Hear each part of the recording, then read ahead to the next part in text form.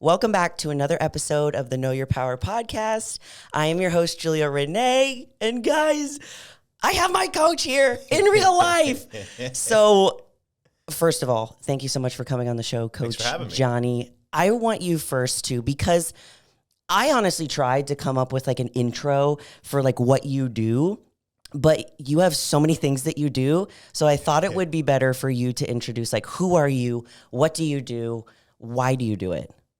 Awesome. So we'll go with like the Reader's Digest because otherwise it's going to be really long. Okay. So with what I do in terms of from the coaching perspective, I mean, I have other things that I'm involved in, but that's what we're talking about here is the coaching stuff. So we have, let's just say we, because my team, we have two core services. Core services are coaching and then mentorship. I've been coaching for 16 years.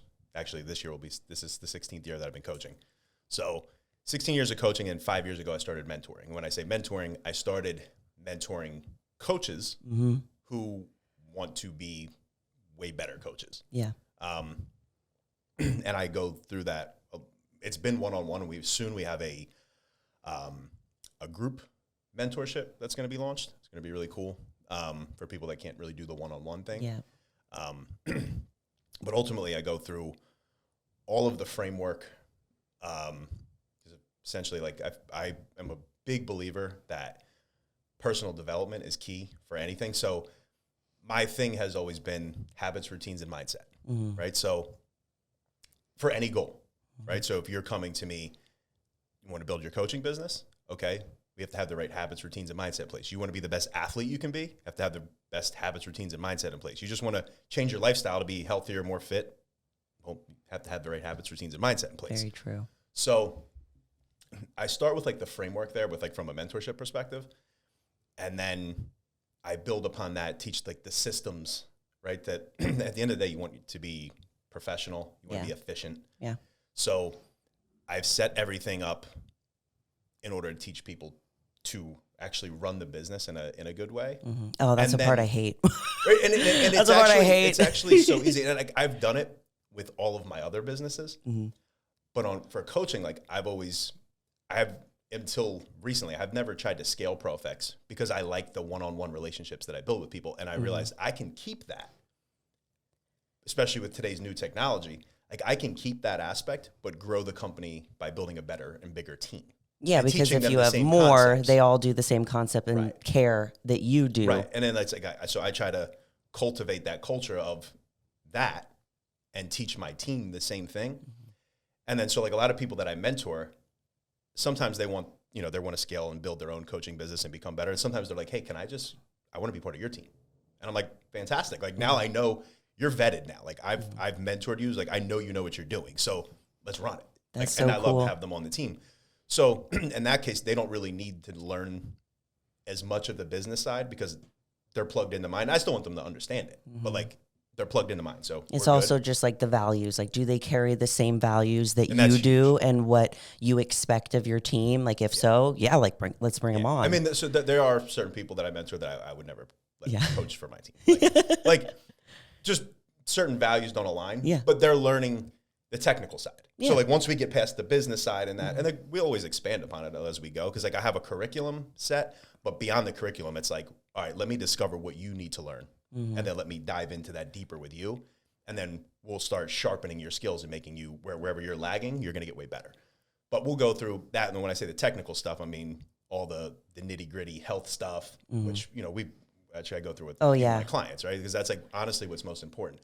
And then the same idea with when we coach individuals, whether they're an athlete, for performance coaching, so if you're a competitor, any athlete, or lifestyle, or a health coach, like when I would have people with like the functional health issues come, framework still starts habits, routines, mindset. Because ultimately that has to get in place first, or nothing else we're going to do moving forward is going to do anything. Exactly. Right. So we have to build that, and then we dive into what you actually came to me for. Yeah. Right.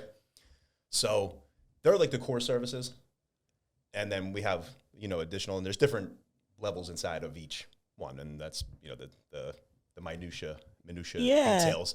Well, one thing that was crazy that I had no idea, there was this actually YouTuber, when I am in prep for a bodybuilding show, I told you, when we started together, I was like, I document everything. Like, are you cool? Like being on my YouTube videos and stuff. But there's this one YouTuber that I follow and his name is Anthony Montello, because it's really difficult to find women in the industry that document their prep series. So sometimes I'm following men.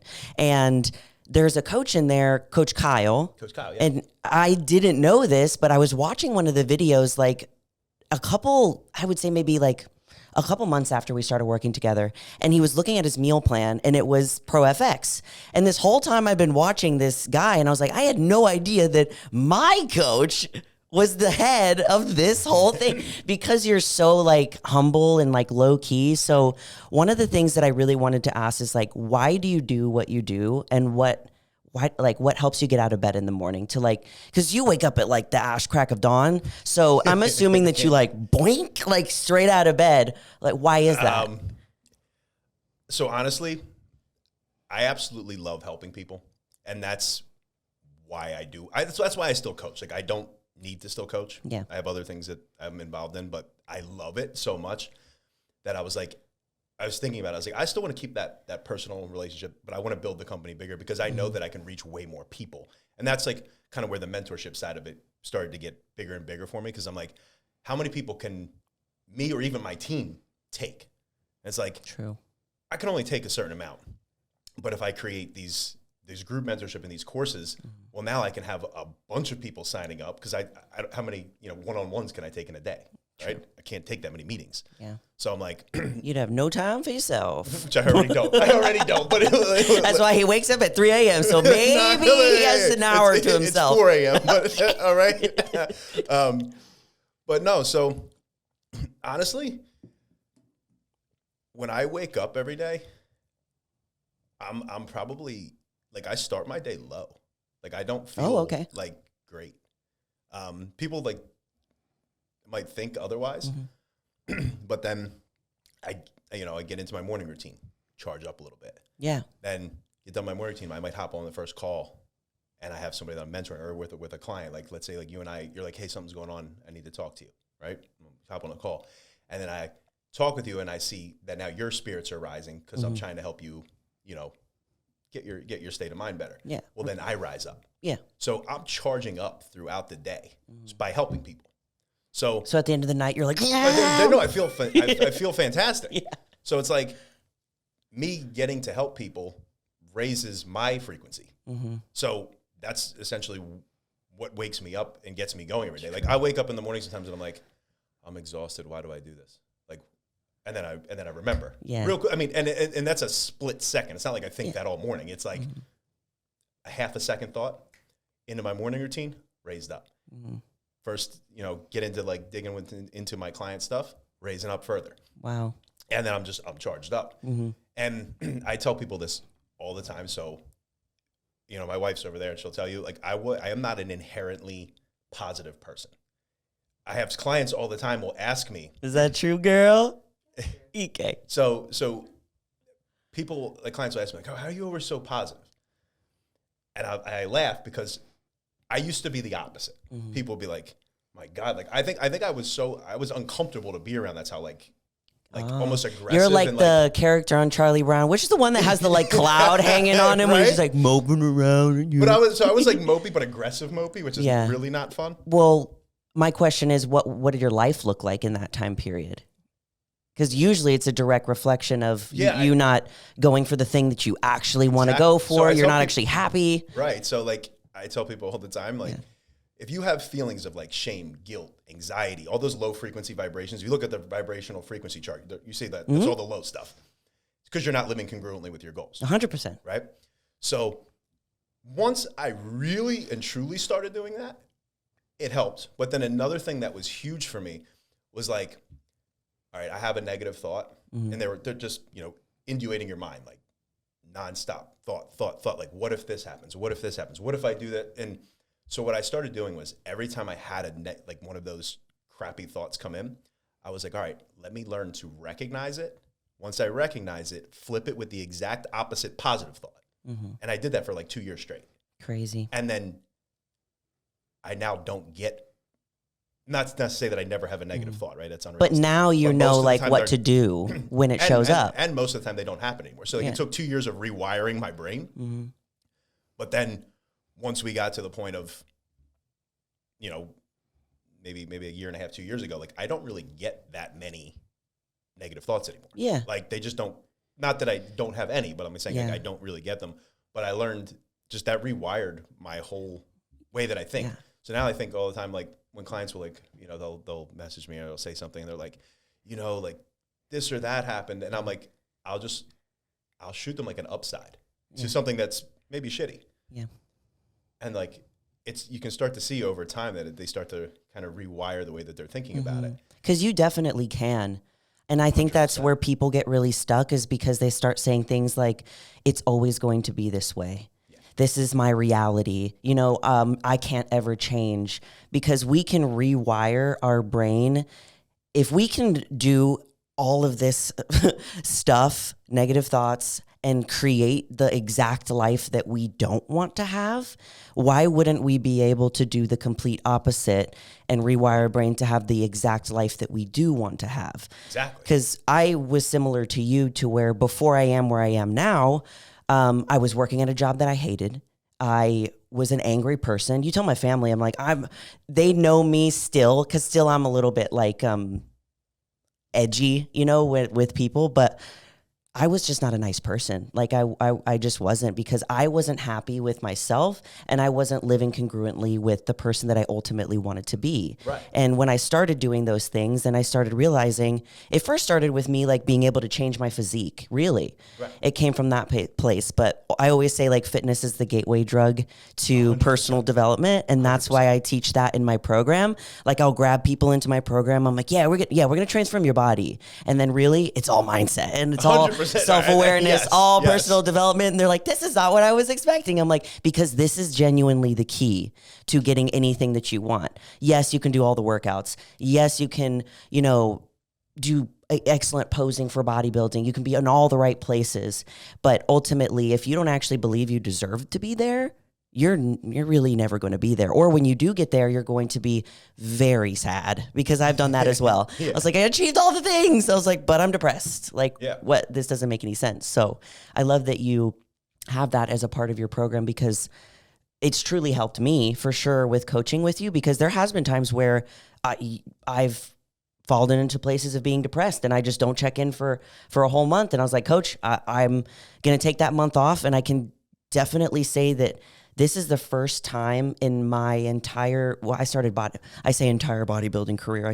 My first show was in 2020. It's been 4 years, but I did it pretty quickly, but that also had its downfalls, because I was like on this high of like, you ramped up, you got to the top pretty quick. I did. And then you're like, it was like 2020 wins 2 shows, 2021 becomes a pro. And then I was like, what happened? Okay, I did it. Now what? Now what? But there's been times where I've like messaged you and was like, I feel like my body's against me. It's like rejecting me. I don't know what to do. And we realized like, right, it was, and we had to figure out, okay, well, that's when, for example, as you know, from working with me on that side of things. So I come from, like I said, I've been coaching for like 16 years, this year being the 16th. And I didn't start as a bodybuilding coach. I never actually intended on being a bodybuilding coach like that. So I started with like health and lifestyle. And I didn't ever actually intend on being a coach, period. So I started with the intention, like I've always wanted to help people. And I thought I was going to do it through medicine. Like I thought I was going to be a doctor. So that's kind of like. You kind of did both. Essentially, yes. You got to do both. That's cool. So hindsight's 2020. Had I now like did what I intended to do, which was become an endocrinologist, it would have been cool to have that and incorporate that with a coaching career. Like it would have been pretty cool. But again, hindsight's 2020. So like, what the reason I didn't is kind of dumb, but if I was young, so I was coaching at that point for a couple of years, and I wasn't even full blown on coaching yet. And I had a couple of friends that had become endos, and I was like, "Hey, what do you guys make?" And they tell me, and I'm like, "I already make like double that. Like I make double that as a coach. So like, I'm going to spend that much more money to go to school, to finish school, and then be in debt, and like, why would I do that?" Like I'm already doing more than you through coaching, And I hadn't even gone all in on it yet. Yeah. So, all right. So at that point, I was like, let me go all in. And like, again, I started on the coaching side of things. Like, well, so I started my own journey again, just like you. Like, I started from like a fitness side of things. Mm-hmm. I was like, I don't have great genetics, right? And I was always like not in good shape. I was like kind of like a fluffy kid. And I thought I was like ugly. So I was like, let me get into great shape because I just wanted to get girls. Mm-hmm. I was like, I wanted girls to like look at me and not be like, oh, he's gross. So, I mean, most of our fitness journeys, especially when you first start, they do come from a vain place. Yeah, 100%. Like they really do. But then if you let it go into other and bleed into other aspects of your life, like the things you learn to change your physique, and you let it bleed into your business, your relationships, your personal life. Exactly. Like if you could take these principles that you learned to change your physique and change your health into everywhere and also succeed. And that's why I still do bodybuilding, is really not like for the trophy or the Olympias, like, because every time I do it, I become a better person. Yeah, like it teaches you, a lot of what you're made of. Yeah.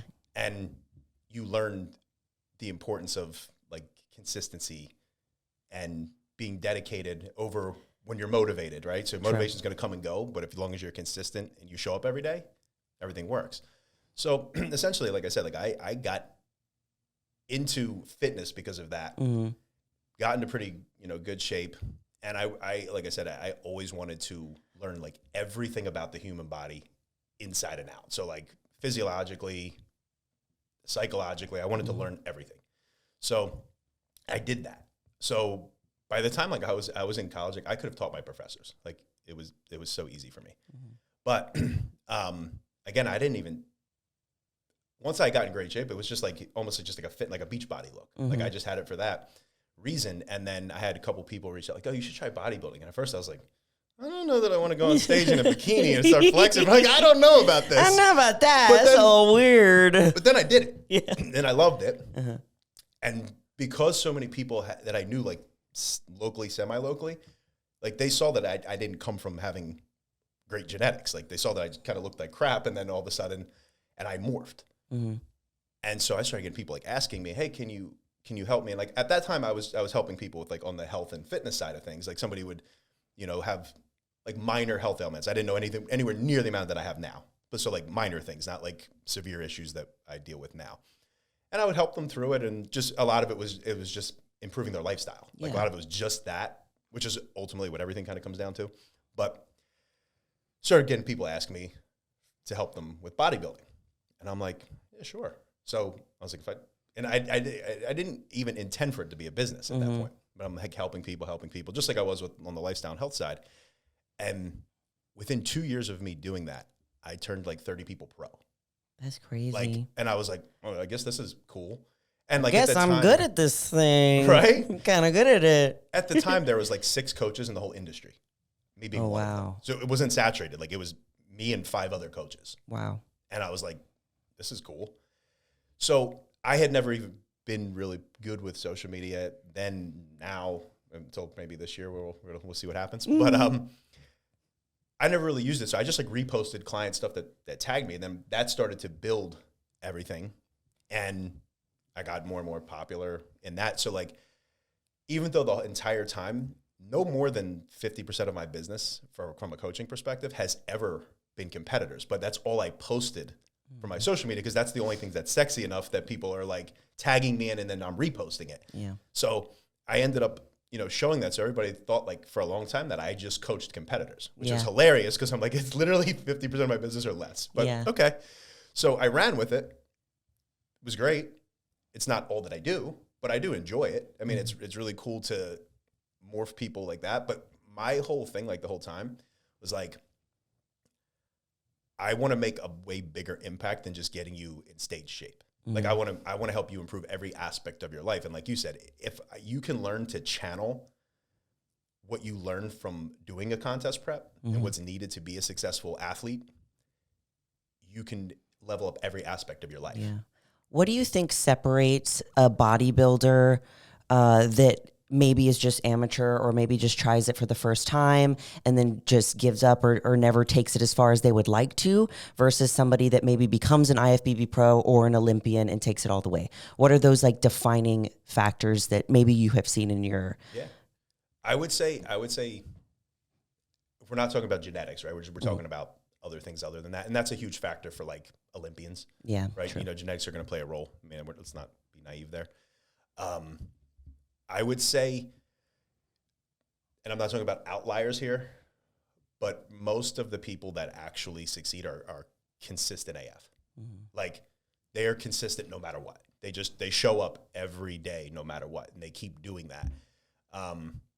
They're a bodybuilder all year round, right? Regardless of if they're on season or off season. Yeah, and they're looking at like, sure, during the off season, is it okay? It's not only is it okay, it's very healthy to have more balance in the off season. Like if you don't have any, you're either somebody who just doesn't care about anything else, or you're probably not the most well-rounded individual, right? Because I have some people that they're great competitors. I don't know how happier they are the rest of their life, which to me, so one thing that I always tell, and I think I told you from the day one, because I say this to everybody when I have my initial call with them, like, listen, there's life after competing, right? And if your only goal is to get on stage and win, but you're going to do that by any means necessary, meaning you don't care about your health, I'm not the coach for you. And that's why I signed up with you. Because I really don't care. Like, listen, do I want you to achieve your goals? Of course I do. And I'll do anything to help you do that. And it might take a little longer. But because I don't care about social media that much, I'm not going to advise you to do something that I know is going to hurt you. Again, I come from the health side of things. So I think other coaches that maybe would advise people to do that, I hope at least it's because they don't know any better. I hope that they don't know that what they're advising somebody to do could potentially hurt them. I can't do that. I know what's going to happen. I can't sleep at night if I tell you to do that. Mm-hmm. So I'll tell people, like, I've had people like, oh, I don't really care about my health. You don't now. You're like, but I do. I care what I do. You're going to be scared, right? Because right now you're saying that, but down the line, that's not going to be the case. So if anybody comes to me with any type of that, I'm like, there are plenty of other coaches that just want to show the win that you get on stage. They don't care if you last one season or 20 seasons. They want your transformation photo. They want your transformation photo. And like, I'm not like that. Like, I want to build a relationship with you. I want to, like I said, impact your life more than just this and be able to see you, flourish. And if you want to compete, I want you to be able to do it long term, right? I want you to look and feel good for the rest of your life, not for 2 seasons and then you fall off the face of the earth or have something shitty happen to you. Like, very true. So I will never advise somebody to do something that I believe will hurt them. Yeah. Like, obviously there's risk factors involved, right? There's any extreme sport, there's risk factors. But there's we want to mitigate them as much as possible. Mm-hmm. So a lot of even when I teach the people that I mentor, I want you to understand all of the health things. I want you to understand how it all impacts and how it all correlates. So that way you don't become one of those uneducated coaches who's advising somebody to do something because you don't know any better. Because I can't think, in my mind, that anybody would knowingly tell somebody to do something knowing that you're hurting them, especially it's somebody it's your client now. You have a relationship with them. You care about them. Mm-hmm. So why in God's name would you tell them to do something that's harmful? Yeah. Or if something is a risk factor, educate them. Don't just tell them, hey, do this. Yeah. Hey, this is probably what's needed to get from A to B. We're going to do it for a short period of time, but these are the risk factors involved, and I want you to be a part of that decision. Well, they can choose now whether they want that to be something that they do or not. I mean, most people they just don't get a choice. I hear so many people that reach out to me. I mean, we're talking a little bit about this before, that nobody knows who my coach is. Yeah. And so I was like, people are going to be really pumped to figure out who it is finally. But whenever I was transferring over into finding a new coach, because Zach, the guy downstairs, he was my coach, and he's the one that got me to my first 2 wins and my pro card. And he had done bodybuilding. He did a great job. Yeah, he did a good job. He was great, and I trusted him because he had my best interest. So changing coaches was difficult for me ultimately, because I was so safe with him, and I was like, I know that this guy he loves me and he cares about me, and he's going to not screw me up or do any of those things that you hear horror stories about. And the first person that he told me to reach out to was you. And I went to your Instagram, and then you're like, what Instagram? I know. I went to your Instagram, and I was like, this guy? And he was like, yeah. I was like, he like barely posts. And she's like, trust me. He's like, I've heard a lot of good things about him. I trust him. And he's like, if you trust me, let's book a call. So we booked a call with you, and like that was one of the first things that you said, and that's how I knew that it was a yes, regardless of like what my physique was going to look like. I knew that you had results. I knew all of this stuff, but that's what was the overwhelming yes. I didn't even book a call with anyone else. Yeah. So I got very lucky, of course. Most people don't. So what do you feel like are some like red flags for bodybuilding coaches and some green flags? Because a lot of our listeners have been asking me that, and I'm like, I don't know. I've gotten lucky with 2 really good ones.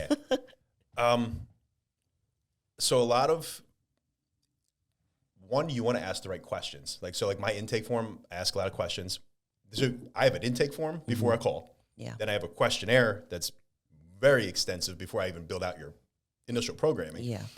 And then on the call, we talk about, it's not a sales call, right? So like, I want to know about you. I want to know, what have you done? Like, let's dig into it a little further. So that way I have an idea of like how I can tell you how we're going to even begin your approach. Like if you come like to me like, hey, I have a show in 12 weeks. I'm like, okay, awesome. Like I hear that, but let's see, is that even something that makes sense for you? Mm-hmm. And then we'll dig in. And sometimes it's like, hey, that's not going to work. Here's why.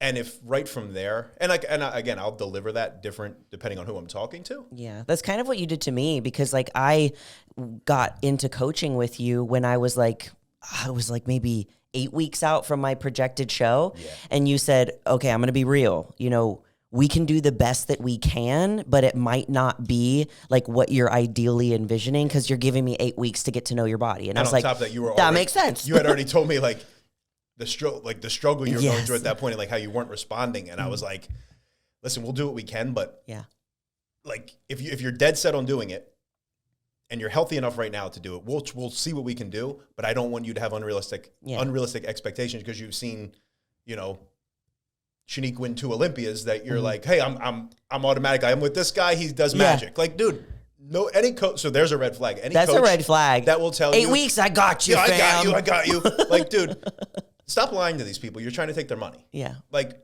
I would much rather be real with somebody from the jump and have them not sign up with me. Maybe go have a poor experience and then be like, you know what? That guy was right. I'm going to go back to him now, which has happened time and time and time and time again, right? Yeah. I will never try to just sell somebody on a call. Like, my goal, would I love your business? Sure. Of course I do, right? Everybody wants to have the people coming to them work with them. Yeah. But I want it to make sure that we're on the same page.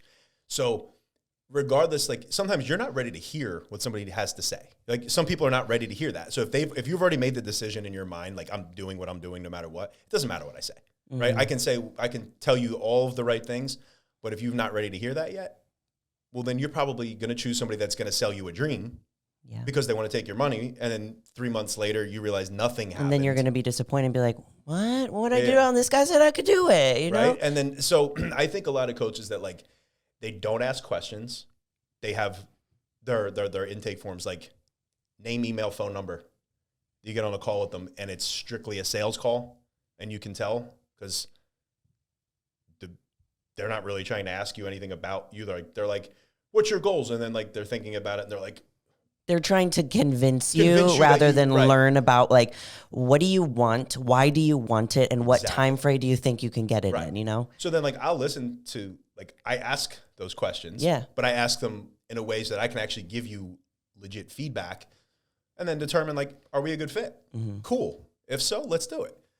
If not, I'll try to point you in the direction of somebody who will be better at this point in time, but based off of what you know, what you're looking for. But, you know, I don't believe in, you know, selling people dreams. And I think there's a lot of like, there's a lot of red flags in like, in bad coaches. A lot of times you're not going to know right then. It's like a little bit down the line, and you are like, for example, like when we had the issues we were having last year. Yeah. Right. And what I think like a bad coach would do in that scenario is like over drug you, quadruple your cardio, and pull your food to nothing. Yeah. And which is what a lot of them do. Yes. I think it's, I don't know. Again, I don't know if it's that they don't know how to maneuver around the situations, or like they just are like, this is what I've done before. This is what works. And I don't know what it is. But I'm like, there's a reason why your body's not responding to this level of a deficit like it should be. So we have something going on here. We have to figure it out. Yeah. And I just communicated that with you. Like, I'm not going to lie to her and say like, hey, everything's great. Let's just keep pushing and then keep bumping her cardio up. Like, it's not going to help. You're going to get frustrated because you're working really hard and nothing's happening. Yeah. Which I've done that too. Right. And I knew, I know when people are getting frustrated. It's, as a coach, you're going to know that. So like my job is like, all right, let me have clear objectives and have some approximate timelines to share with you. And let's have a conversation about it. So that's how I'm like, yo, let's hop on a call. Yeah. That's when we've done multiple times. I'm like, this is what's going on. This is what I believe is the solution. And it's going to extend our time frame. But I think after this, your body's going to start responding really well. And it did. And like almost every time we did it and we changed something and adjusted it, my body responded better to it. And it also helped me have the peace of mind because my added stress and anxiety and focus to it just made it worse. Of course. To a point where there was cortisol's up here. Yeah, there was like a point where I literally broke out in a rash. Remember I told you from my face and neck because I was stressing myself out so much over what my body, am I going to be ready? You know, I just did this whole series on YouTube and people are going to be like, she didn't do her show again and all this stuff. But ultimately, I know that what we did, and I just truly believe that if something doesn't happen on your timeline, it's not supposed to happen on that timeline. It's supposed to happen when the universe thinks that you're ready for it, and it's all in alignment. And that's why I have such a good feeling about my season this year because of everything that we did last year. Yeah, we primed your body to be where it's at. Like if we didn't do that, I wouldn't be where I am. Usually at this time in my journey of bodybuilding, I'm usually 170 pounds. I've usually 170 pounds. I'm sitting at like 155. That's where we've been sitting. I've never looked this good in my off season. And that's also because I had a binge eating disorder, but that's besides the point. But I was finally able to heal that version of me by working with you. And so I just want to thank you for that because I look at myself every day. Because that's my goal. Yeah. Like I truly have never, since I started bodybuilding, I was a wrestler before I was a bodybuilder, so restrictive eating. That's so awesome that you're a wrestler. I've been doing that, doing this basically similarly since I was 15. So I developed a lot of terrible eating habits and then decided to get into a career where you have to be put into super restrictive eating kind habits. of terrible eating habits. But I was able to heal that part of me. Along with your help. And I'm in such a good space that like, no matter what happens this season for me, obviously my goal is to go to the Olympia. I know that this part that I've been trying to heal for so long is healed and I can be really happy with that. And if I go to the Olympia, that's great. That's the ultimate goal of a competitor. But like at this point, like even since I've had you, you know, and it's when was our date? I think it was like 2 years. It was July. No. What's 2 months before July? April, March, May? April. Yeah, of 2023. Because I did my pro show July 2023. You sure 23 or 22? 22. It's 22. It's 22. 23 was last year. 23 was like a couple months ago. I was going to say 23. That's because I remember we were actually, it was July and we hopped on the call. Yes. We were, for my wife's birthday, we were away and I called you. I'm sorry. And, and then that's when I was like, hey, we need to take this new approach. Mm-hmm. That was that July. So it was the July. So 22. 2022 is when we started working together. Yes. And I don't know where I just was. You were saying, I totally understand. How I've changed since then, 2022. Yeah, so in the time frame that we've been together, you're very locked in now into this improvement season where you're not like, there's balance, but you're very much locked into things overall where like you're not throwing yourself out and the before window every weekend. I wasn't locked in. Right. Yeah, and you can see like your physique looks phenomenal right now. Like every time you check it in, I'm like, we'll up the food again. We're good. I know, and I'm still losing weight. I did a story the other day, and I was like, guys, I love my coach because I'm eating more and I'm losing weight. It's amazing. I've never been in that point, but that was for me, I think the defining factor between me being ready to receive everything that I'm going to get this year was me locking in my off season. And 100%. I know that I have done that. So I'm really pumped about that. But this is going to completely shift gears and maybe get a little bit like lower vibration. But you made this post that I really wanted to read to the people because it really like spoke to me. Okay. It's actually, so it's a photo for the listeners of you and your wife laying on the floor of your friend's house. Mm-hmm. And it says, let me see where I did the quote. Oh, it says, our old life sleeping on the floor of my friend's living room right before the switch got flipped. Mm-hmm. What changed? Everything. And are you talking switch got flipped as in like, you were like, I got to wake the fuck up, or like the lights were going out? Like someone was turning your lights off in your apartment. Kind of both. Kind of both. Ultimately, so like, again, I'm not gonna dive too deep into stuff, but so there was a period before, it was a long time ago, where I was living on the wrong side, right, and was doing a lot of things I'm not necessarily proud of, but I was killing it. Mm-hmm. Not at all have to do with coaching, just other things, and I was doing very well. I had to look over my shoulder all day, every day. Mm-hmm. And this is before I met my wife, like now. And I got jammed up, and I risked going to prison for a long time. Mm-hmm. And thankfully beat the case. But again, I was in a really good spot, but I lost everything. Mm-hmm. And at that point, like I had started coaching, but I wasn't doing it by any way that was of crazy value, doing anything positive for me. Again, like I knew I always wanted to help people, but I was doing that. I was doing really well with that, as well as you could do with that type of a shitty lifestyle. And I was on point at that point with like my nutrition, my training, like those aspects of my life were locked in, like in that regard. But the way that I was doing everything else was not. And got jammed up, and then I'm like, okay, well, to me it was a blessing in disguise, because that was never going to be sustainable. Mm-hmm.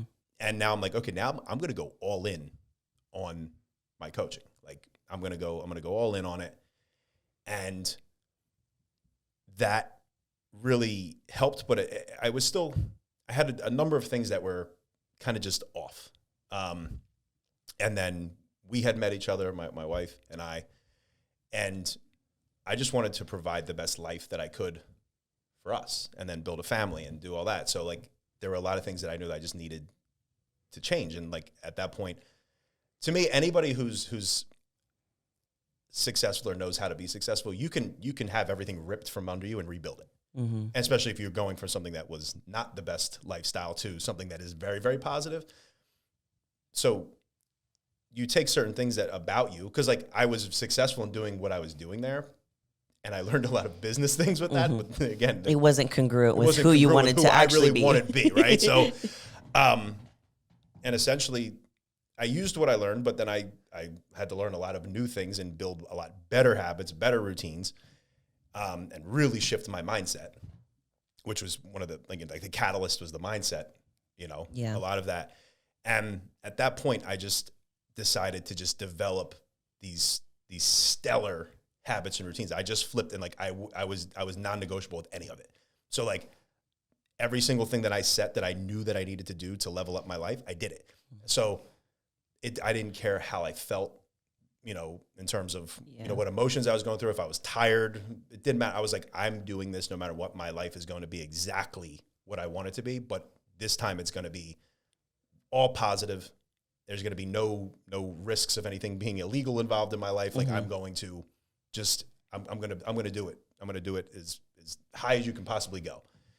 And so from that point on, I haven't looked back. Like every single thing that I do every single day from then till now, and I can still improve, right? Everybody can still continuously improve. Like when you reach the next highest version of yourself, that doesn't mean you're done. Mm-hmm. That means you continue to reach the next highest version of yourself. I always say, get 1% better every single day. If you do that every year, you're 365% better than you were at the start of the year. True. Right? So like still do that. Regardless of where you think you're at, you can always improve something. So basically, that's what I've done. And we've gone, again, from sleeping on the floor in my friend's apartment. And, you know, thankfully that he let us do that. Yeah. You know, when we went from that to where we're at now, and we have a fucking awesome life. Yeah. And I'm not even close to my pinnacle. Yeah. So that's where a lot of when I speak of these like habits, routines, and mindset, because I truly know that it will get you wherever you want to be. Again, regardless of your goal, regardless whether your goal is your physique, your athletic performance, your business, improving relationships in your life, like any of it, any goal is going to improve with those things. Get those locked in first. So your personal development, your self-mastery, that's key. And then everything else builds upon that. True. It's very true. And you've have literal proof of it working in your life and completely changing your life from sleeping on the floor of someone else's house to being in this brand new house that you have with your beautiful wife and this whole life that you love and you help people.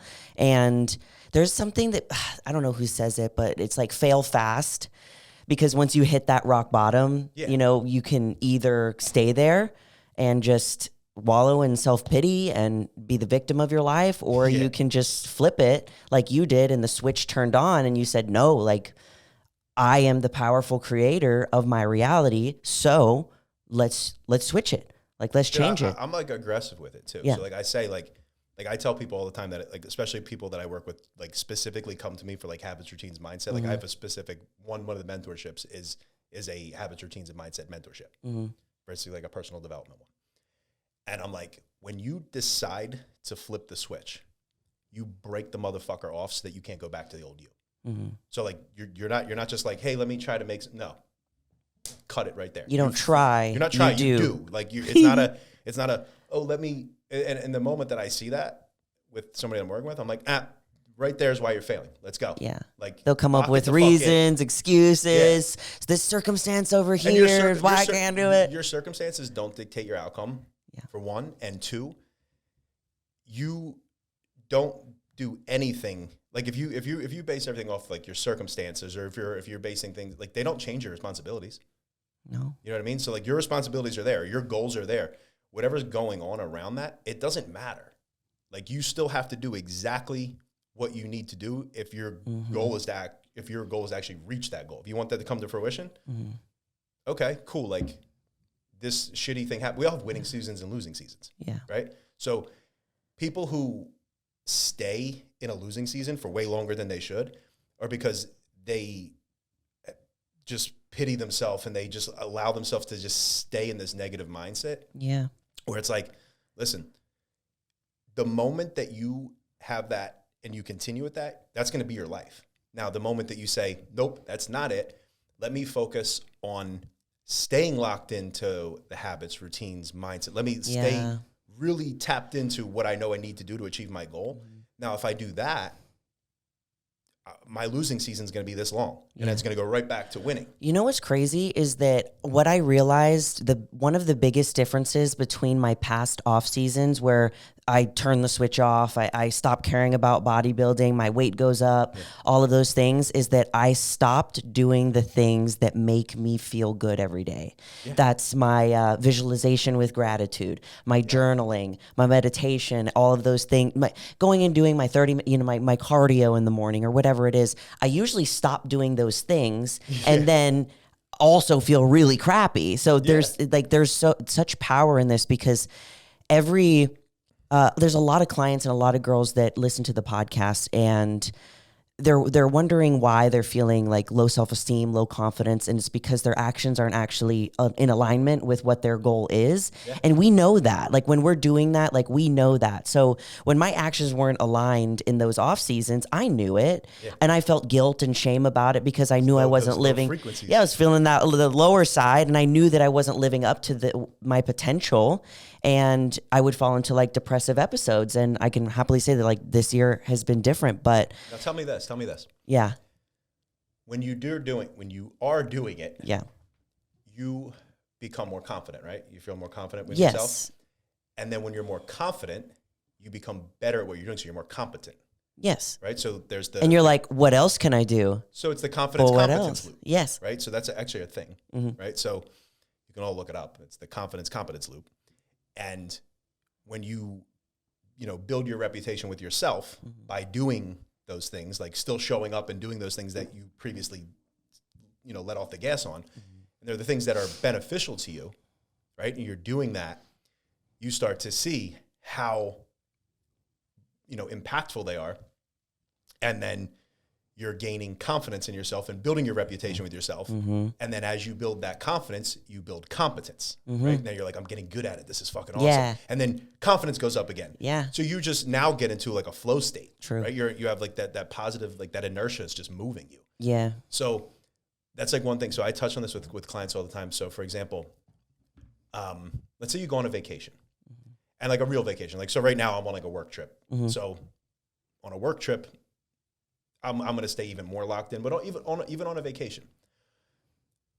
Let's say like one thing you can always do, it might be a modified version of it, but it's one thing you can always do, because you'll see how many times you have people clients you work with that, like they'll go on vacation and they completely abandon everything and then they come back and they have a hard time getting back on track. Yes. So one thing I'm always like, listen, when you go on vacation, stay locked into your morning routine. Mm-hmm. Be mindful of everything else. Yes. Right? Like, I'm not telling you to stay on your diet. Like, it's a real vacation, right? Mm-hmm. Like, enjoy yourself. Be mindful, but enjoy yourself.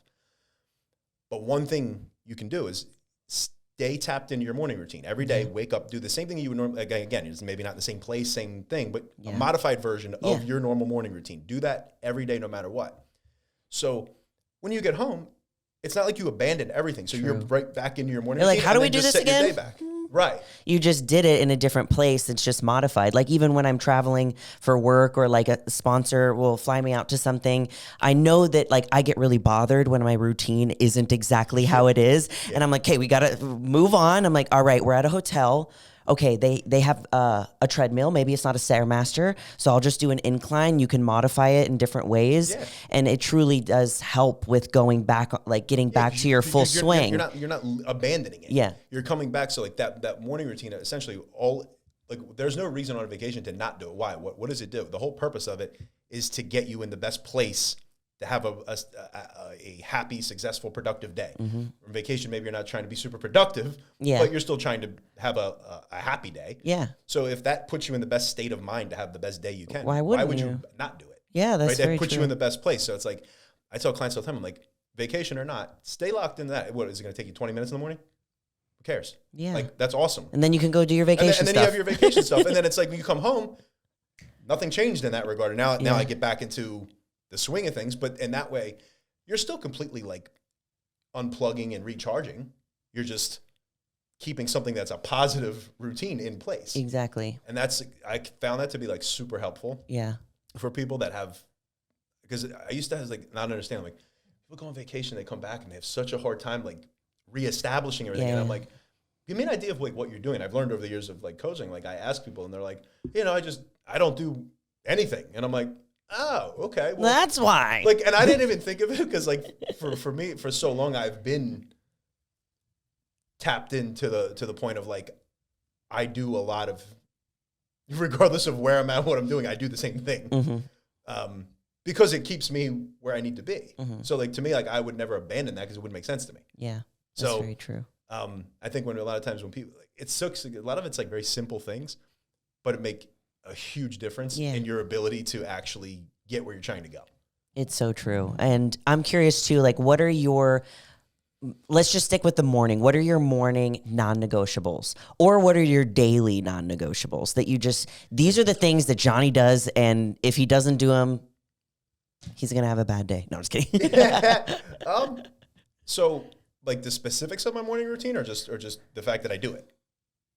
Like, let's get specific. Like, what does it usually look like? I mean, it's the same thing every day. So same thing every day. 4 a.m., wake up, I make my bed, or again, I make my side of the bed because she's still asleep. Oh, that's what I do with Zach. Right? So I do that. And then I brush my teeth, and then I drink 32 ounces of water right away. Obviously you're dehydrated, and I don't go for coffee first. I hydrate first, and that really feels like caffeine. If you really like, if you chug cold water fast, if it's you like, just drink your water, like just hydrate and wait 10 minutes and watch. Like you're going to feel phenomenal. So I do that. Then I hit my exercise, which is part of my morning routine. Mm-hmm. So I will have that workout. I get done from the workout.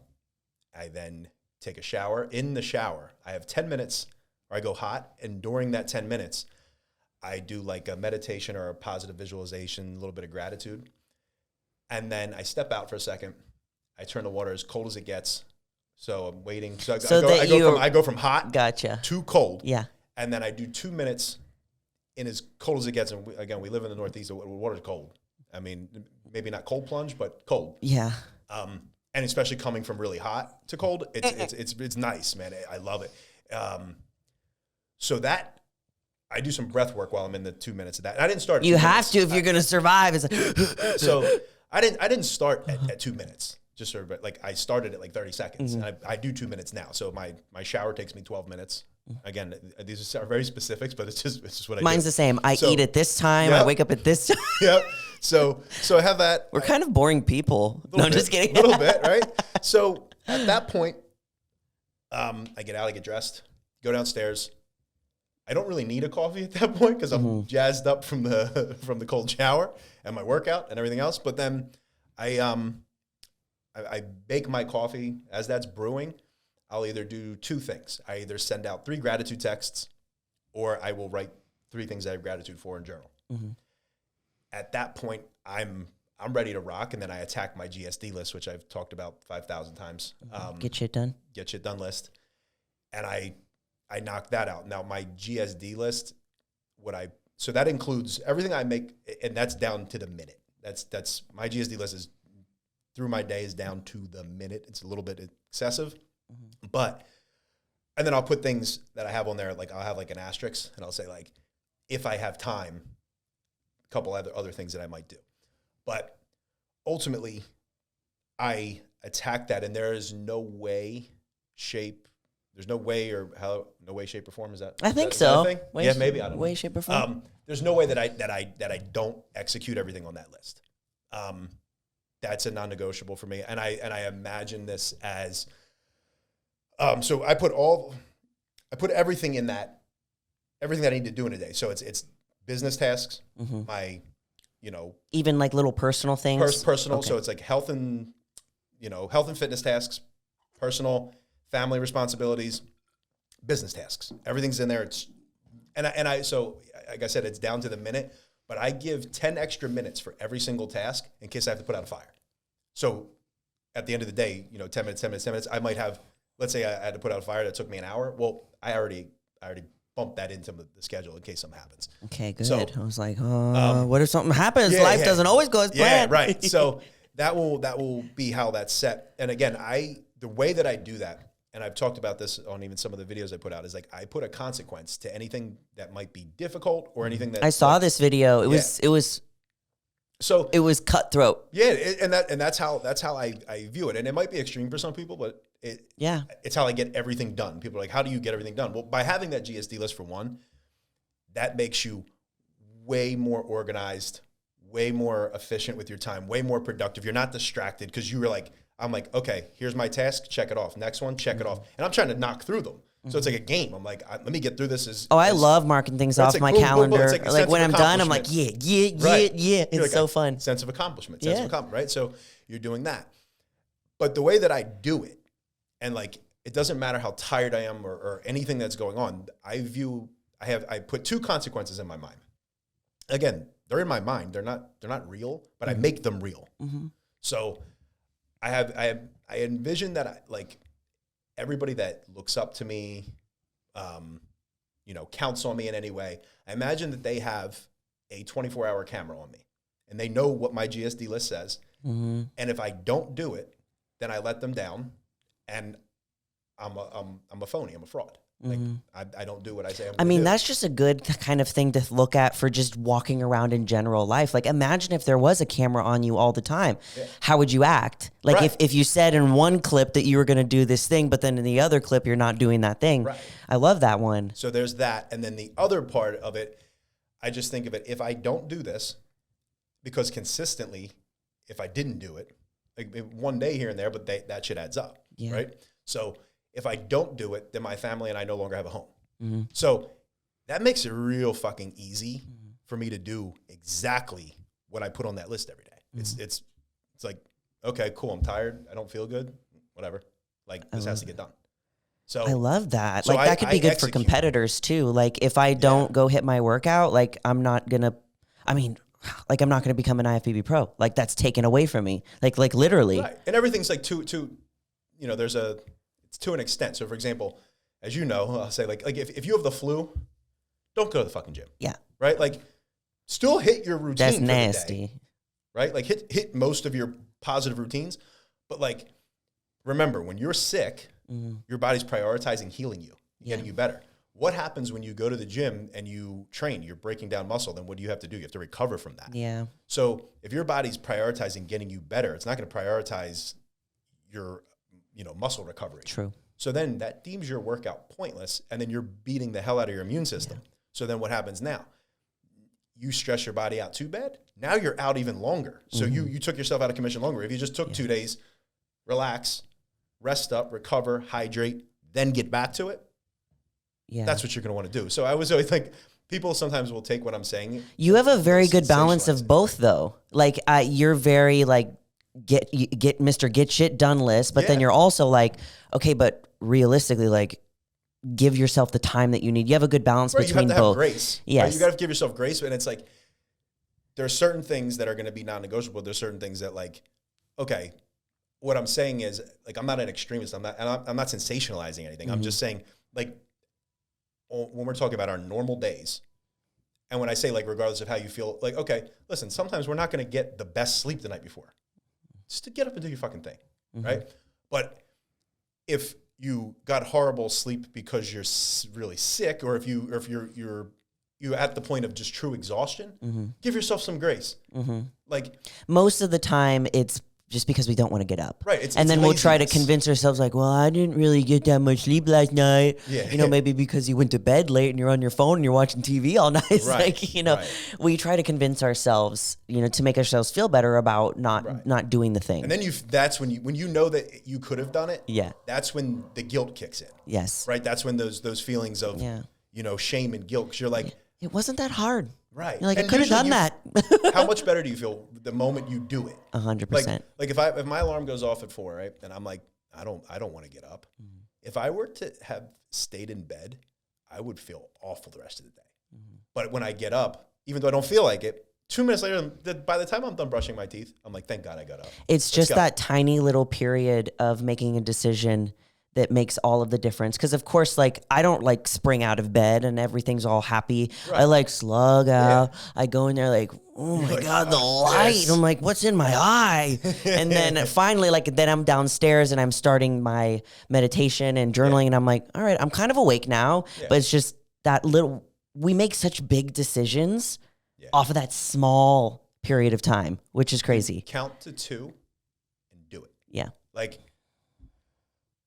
get up. Yeah. Like the more you sit there and contemplate it, what I like to say, your inner bitch is going to talk you out of it. You're going to talk you out of it. You're going to go back to sleep. You're going to go back to sleep for 30 minutes. And then now your morning is screwed.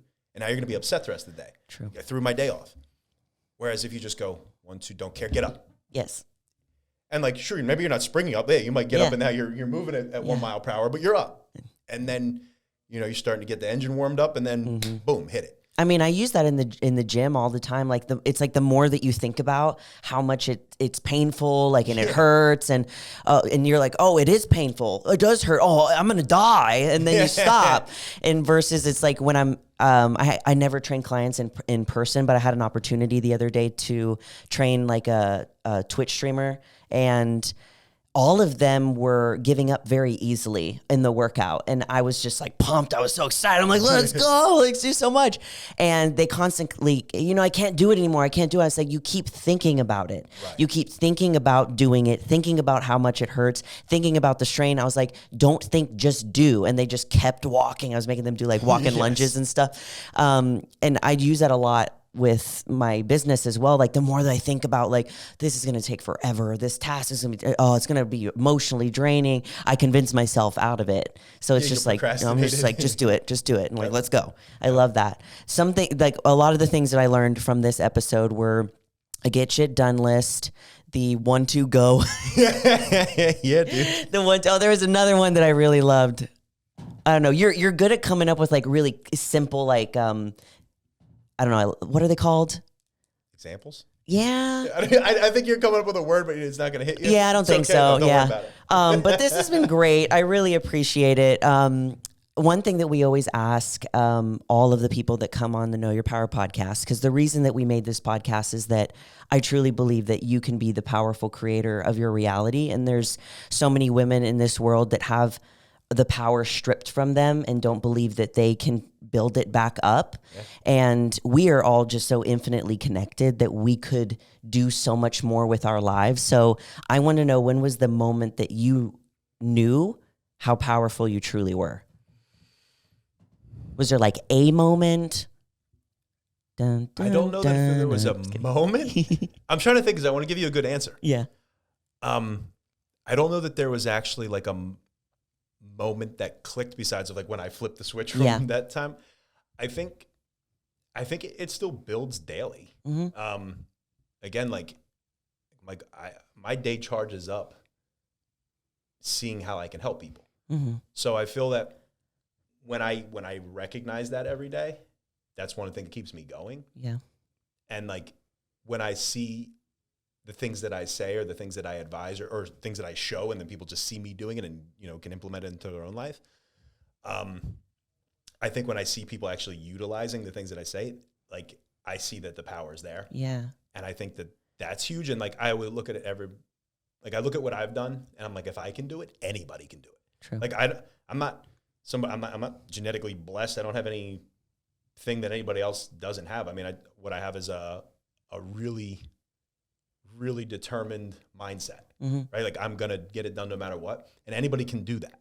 Mm-hmm. Anybody can develop that. It's not like I'm something special. Like I don't have something that you don't have. True. Like you just have to develop the right habits, routines, and mindset and go for it. Yeah. You know what I mean? And that's what I think, I suppose, like when I can communicate that and influence somebody to do the same for their life, then I would say like that's where I can see like where the power comes from. Yeah. It seems like you feel powerful and see the power in like what you do when you see like success from your clients and like people implementing that. Basically, you helping people, which is what we basically started with. Yeah. Anyway, exactly. So yeah, exactly. I love that. Well, thank you so much for being on. Thanks appreciate it. Where can people find you?